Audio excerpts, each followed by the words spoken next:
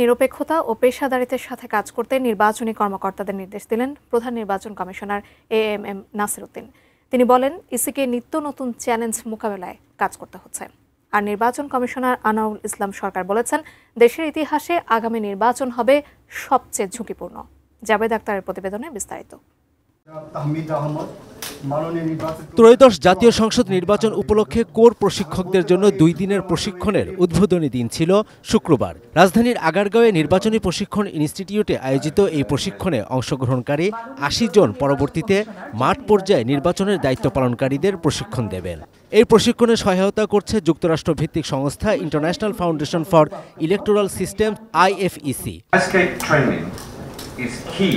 To a smooth and credible election in Bangladesh, ensuring consistency, quick problem solving and better preparedness. অনুষ্ঠানে নির্বাচন কমিশনাররা বলেন, আগামী নির্বাচনে খরচ কমাতে বুথের সংখ্যায় পরিবর্তন আনা হয়েছে। দেশের নির্বাচনের ইতিহাসে আগামী নির্বাচন সবচেয়ে ঝুঁকিপূর্ণ হবে বলেও মন্তব্য করেন তারা। প্রাণ UHT মিল্ক, শুদ্ধতায় ও মমতায় সবসময় সেরা স্বাদে।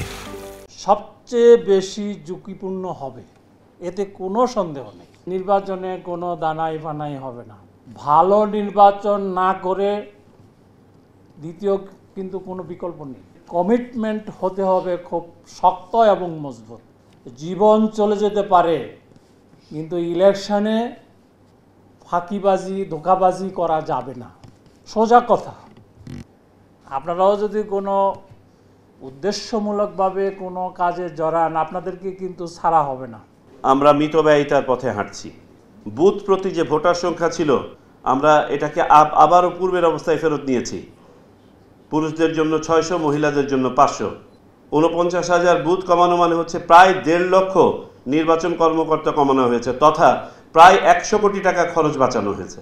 প্রধান নির্বাচন কমিশনার এএমএম নাসির উদ্দিন তার বক্তব্যে বলেন, ইসিকে নিত্য নতুন চ্যালেঞ্জ মোকাবেলা করতে হচ্ছে। যে চ্যালেঞ্জগুলো আগে ছিল না, রাজনীতি সংক্রান্ত বা অন্যান্য সংক্রান্ত, ল অ্যান্ড অর্ডার সংক্রান্ত, সেটা তো আছে, কিন্তু দি চ্যালেঞ্জেস লাইক আর abuse of AI, abuse of social media, এটা তো ছিল না। প্রফেশনালিজম অ্যান্ড নিউট্রালিটি যাতে ইনশিওর হয়, এটা আপনারা এমফাসাইজ করবেন। নৈতিকতার মানটা যাতে ঠিক থাকে। Javed Akhtar, ATN news, Dhaka. একটা যে কোনো